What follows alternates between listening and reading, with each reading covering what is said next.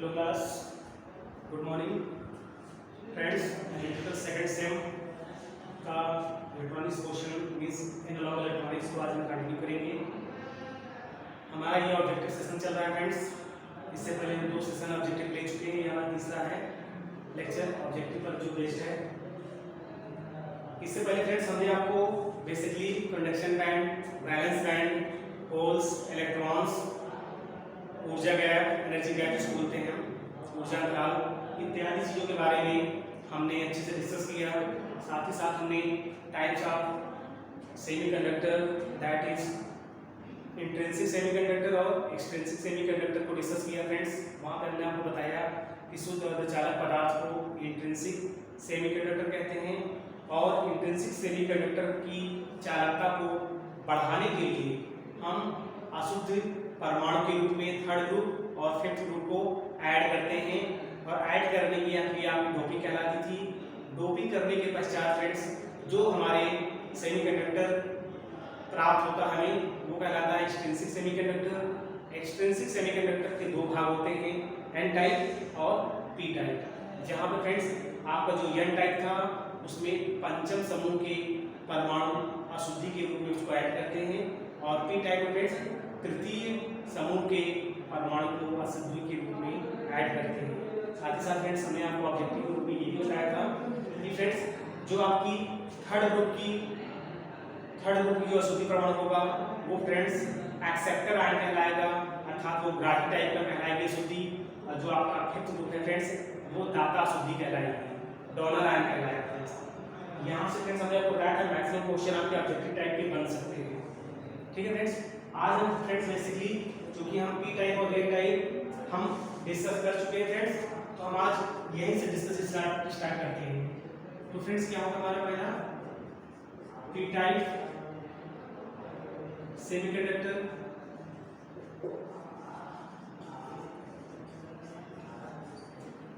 दूसरा हमारे सामने जो प्राप्त हुआ था वो एन टाइप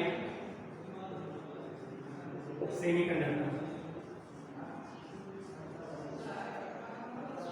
ये दोनों ग्रुप फ्रेंड्स हमारे एक्सट्रिंसिक सेमीकंडक्टर के हैं। हमने आपको बताया कि इंट्रिंसिक सेमीकंडक्टर की चालकता शून्य होती है, उसकी चालकता बढ़ाने के लिए हमने अशुद्धि परमाणु को ऐड किया था। ऐड करने के पश्चात हमारे सामने एक्सट्रिंसिक सेमीकंडक्टर अपीयर हुआ जिसके 2 रूप प्राप्त होते हैं, पी टाइप और एन टाइप।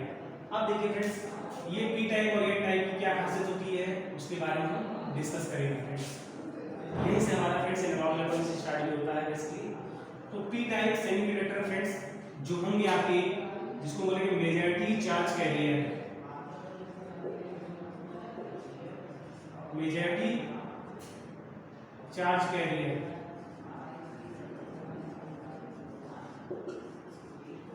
कौन होंगे फ्रेंड्स?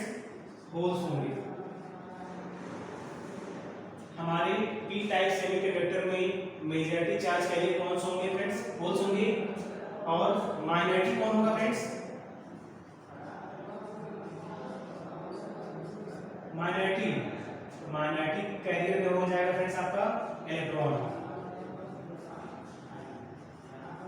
क्योंकि फ्रेंड्स हमने आपको बताया था कि इलेक्ट्रॉनिक्स में 2 ही चार्ज कैरियर्स हैं, होल्स और इलेक्ट्रॉन्स।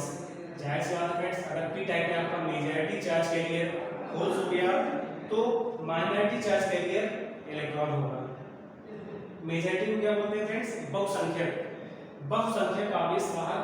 अगर होल है तो अल्पसंख्यक आवेश वाहक के रूप में इलेक्ट्रॉन होंगे। ठीक है फ्रेंड्स, इसी प्रकार से एन टाइप में क्या होगा? मेजॉरिटी चार्ज कैरियर के रूप में क्या होंगे फ्रेंड्स? एन टाइप में यहाँ पे जस्ट अपोजिट होगा, इलेक्ट्रॉन्स हो जाएंगे और माइनॉरिटी के रूप में कौन होगा फ्रेंड्स? होल्स। अर्थात फ्रेंड्स एन टाइप सेमीकंडक्टर में हम अगर बात करें बहुसंख्यक आवेश वाहक इलेक्ट्रॉन होंगे और अल्पसंख्यक आवेश वाहक होल होंगे। फ्रेंड्स यहाँ पे हमारे लिए जानना बहुत ही जरूरी है कि ये बहुसंख्यक आवेश वाहक क्या होते हैं और अल्पसंख्यक आवेश वाहक क्या होते हैं। फ्रेंड्स हमने जैसा कि आपको बताया कि टाइप अर्धचालक में बहुसंख्यक आवेश वाहक के रूप में होल होता है। इसका मतलब यह है फ्रेंड्स कि पी टाइप अर्धचालक में जो चालकता है, जो धारा का प्रवाह हो रहा है, मुख्य रूप से होल की वजह से हो रहा है।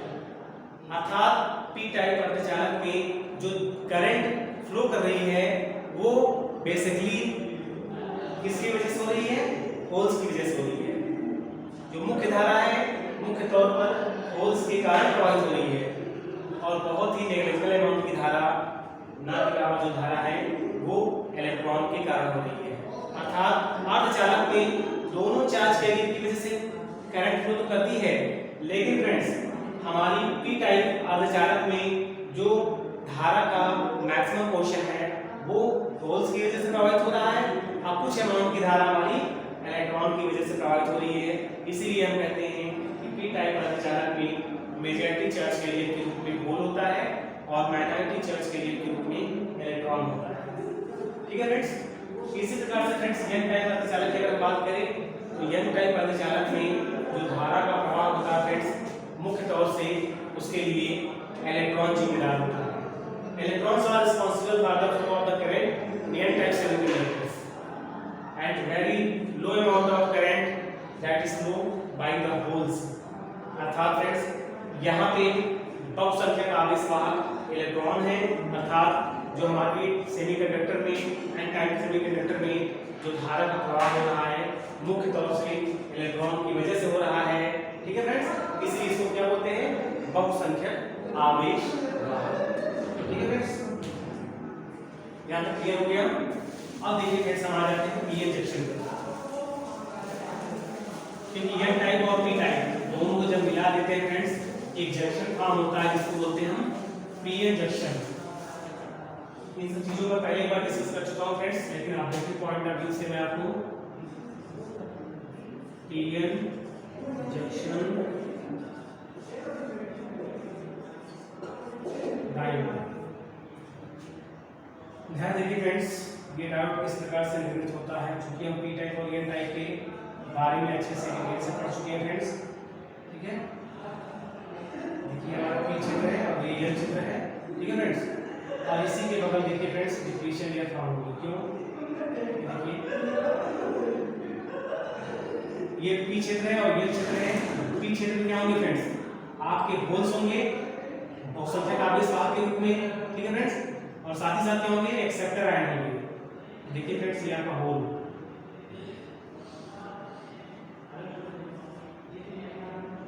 एक्सेप्टर आयन है और होल है। ठीक है फ्रेंड्स, यहाँ पे क्या होंगे?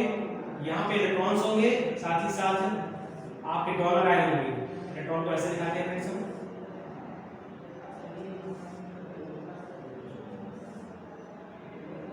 ठीक है फ्रेंड्स, ये देखिए हमने पी क्षेत्र और एन क्षेत्र को बना दिया।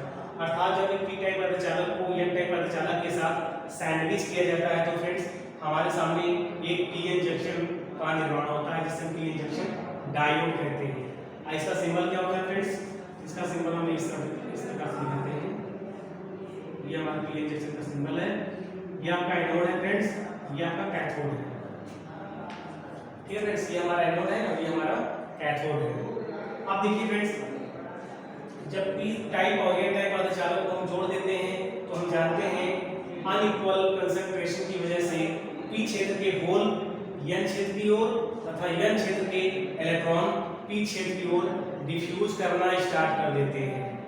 जैसा डिफ्यूजन स्टार्ट होगा फ्रेंड्स कुछ टाइम के बाद हम देखते हैं कि ये जो जंक्शन है इसी के आसपास हमारे और जो आयन है वो इकट्ठे हो जाते हैं। ऐसी आयन के जो आपकी लेयर होती है इसको क्या बोलते हैं फ्रेंड्स? हम लोग डिप्लीशन लेयर, इसी को बोलते हैं डिप्लीशन लेयर। जैसे ही फ्रेंड्स डिप्लीशन लेयर का निर्माण हो जाता है हम देखते हैं कि बहुसंख्यक आवेश वाहकों का एक क्षेत्र से दूसरे क्षेत्र में प्रवाह होना रुक जाता है। प्रवाह होना फ्रेंड्स रुक गया, इसका मतलब क्या है फ्रेंड्स?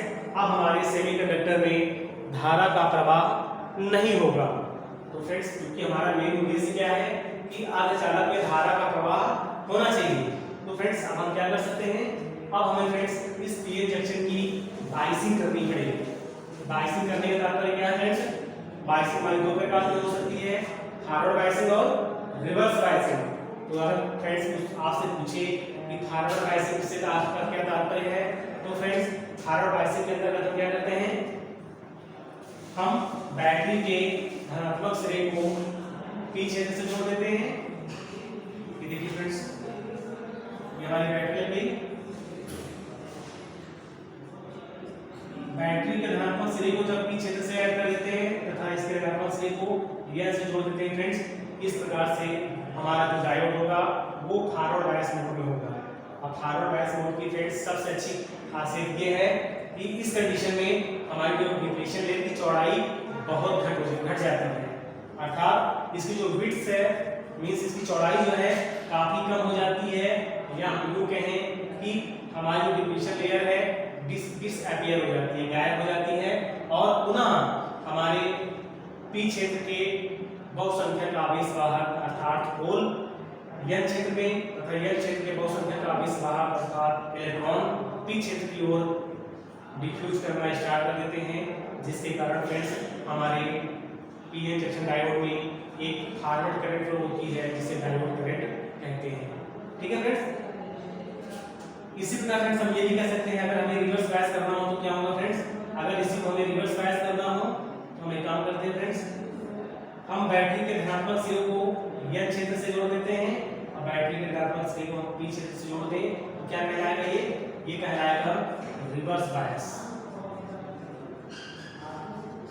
और फ्रेंड्स ये भी जान लीजिए आप, रिवर्स बायस कंडीशन में क्या होगा फ्रेंड्स, हमारे डिप्लीशन लेयर की चौड़ाई बढ़ जाएगी, अर्थात हमारी डिप्लीशन लेयर और चौड़ी हो जाएगी, और डिप्लीशन लेयर हम जानते हैं फ्रेंड्स एज ए इंसुलेटर कार्य करती है, अर्थात आवेश वाहकों का एक क्षेत्र से दूसरे क्षेत्र में डिफ्यूजन रुक जाएगा, इसमें करंट प्रवाह नहीं हो पाएगी। ठीक है फ्रेंड्स, तो इस प्रकार से हमने फॉरवर्ड बायसिंग और रिवर्स बायसिंग को कंप्लीट किया। इस पर जितने भी आपके ऑब्जेक्टिव क्वेश्चन बन सकते हैं उसको आप बुक से लिखिए फ्रेंड्स, जहाँ पर प्रॉब्लम होती है वहाँ पे हम आगे डिस्कस करेंगे। आज की क्लास में फ्रेंड्स इतना ही, थैंक यू।